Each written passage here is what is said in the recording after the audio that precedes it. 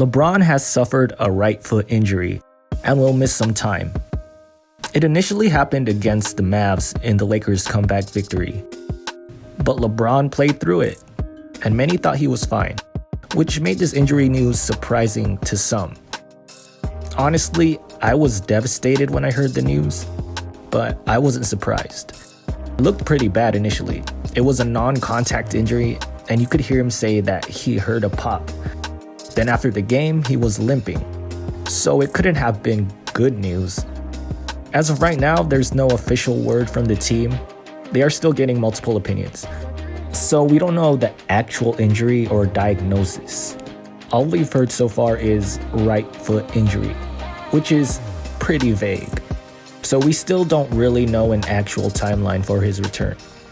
But from the information that has been circling around, it seems like LeBron will likely miss a few weeks. He doesn't seem to need surgery or anything, and in terms of LeBron's health, it doesn't seem too serious. In terms of the Lakers' season, however, this is a huge blow. Now it's pretty obvious how important LeBron is to this team. He's the best player and they can't go far without him. I'm not going to say the season is over, but they have a really tough task ahead of them.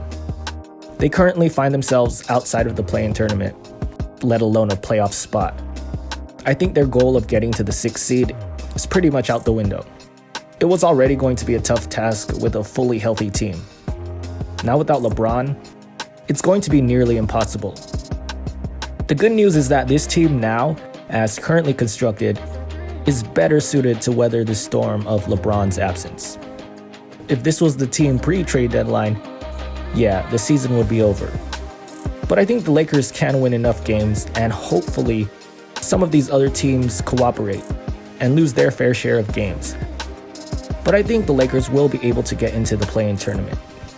Obviously, they're going to need to turn to Anthony Davis to take on the load offensively.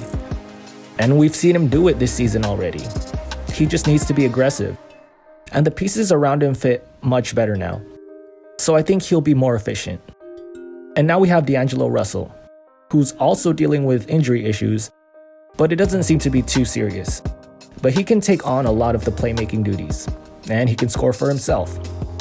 And guys like Dennis Schroeder, Austin Reeves, they can also take on the playmaking role. And of course, everyone else needs to step up. Rui Hachimura is probably the guy who's going to take LeBron's spot in the starting lineup.